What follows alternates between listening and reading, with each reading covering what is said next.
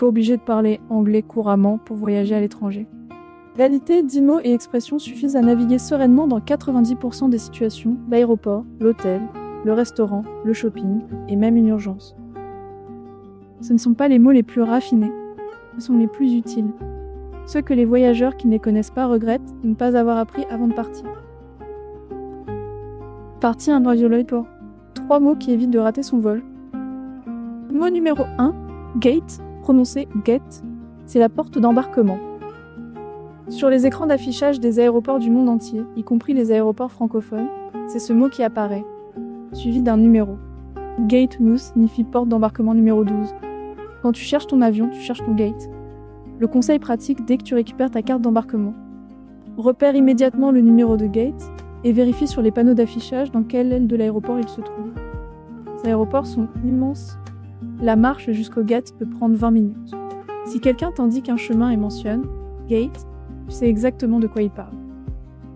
Numéro 2, delayed, prononcé delayed, signifie retardé. C'est le mot qui apparaît sur les écrans quand ton vol ne part pas à l'heure prévue.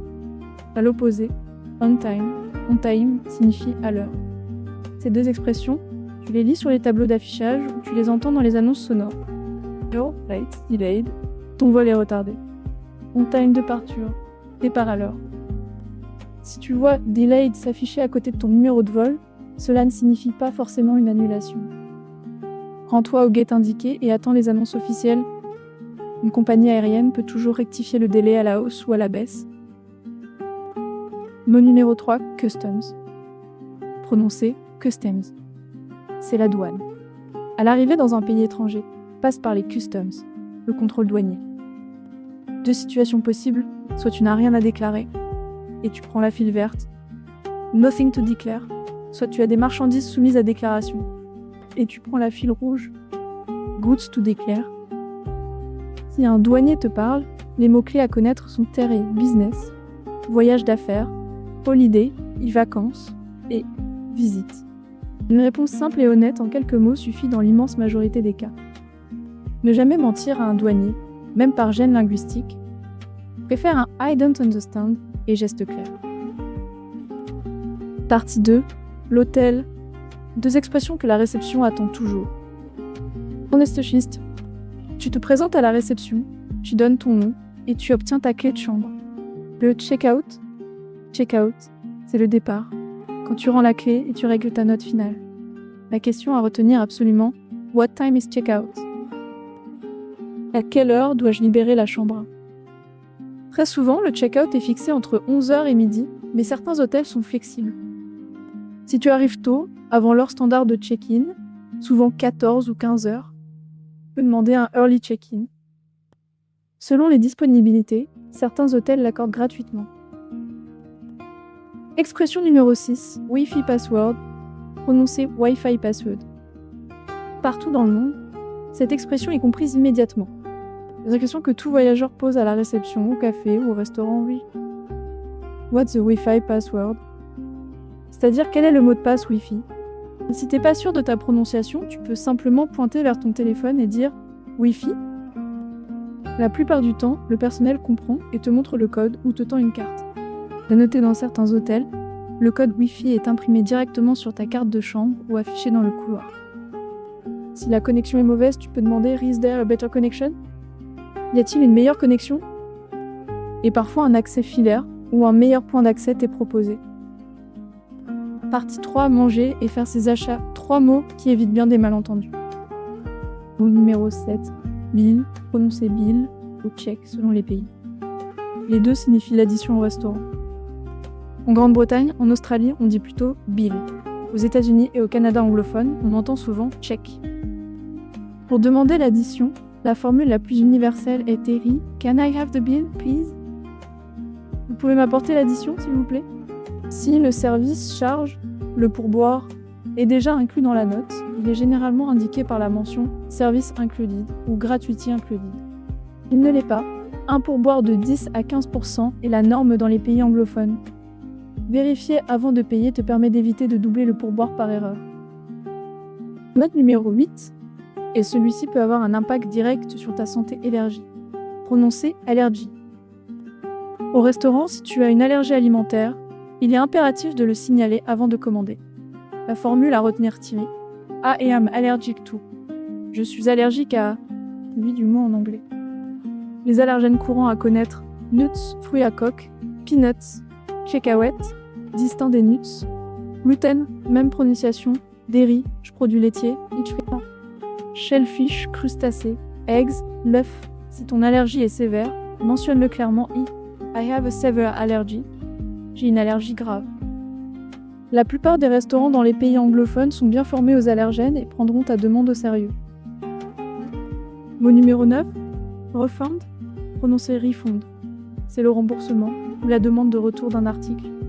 Si tu achètes quelque chose qui ne convient pas, mauvaise taille, article défectueux. La phrase à connaître est Can I get a refund? Puis-je être remboursé? La plupart des enseignes internationales ont des politiques de retour clairement affichées, souvent sur le ticket de caisse ou à la caisse. En général, tu as besoin de ton reçu receipt, prononcé receipt, pour obtenir un remboursement. Garde toujours ton ticket de caisse pendant le séjour. Si un retour en espèces n'est pas possible, on te proposera parfois un store credit, un avoir ou un échange contre un autre article. L'important est de comprendre ce qui t'est proposé avant d'accepter. Partie 4, les deux expressions qui peuvent tout débloquer et te sauver la mise.